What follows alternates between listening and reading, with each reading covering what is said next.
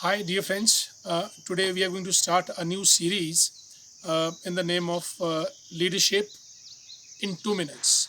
So, in this series, today we are going to present the first presentation of this new program.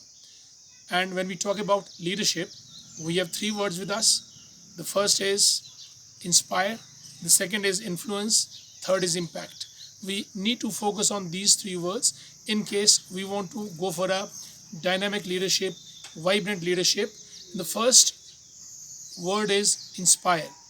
We need to inspire our followers, our admirers, our fellow workers so that they are moved in the direction of clinching big victories, big tasks, and big actions.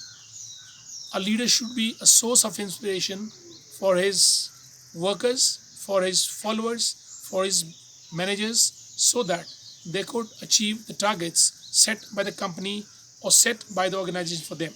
And the second word is influence. The leader should be able to influence the thought pattern, mindset of his workers so that they could move, they could align themselves in the thought pattern of their leader has to churn their mindset. He has to focus on those things where the productivity of the workers should be maximum. And the third word is impact. All the actions of a leader should create a profound impact on the conditions of the society, on the conditions of the people at large, so that his action should be rational, they should be productive, so as to create a profound or a what you call significant change in the overall conditions of the society and the people living in them. I think if we follow these three words, we can head for a better leadership style.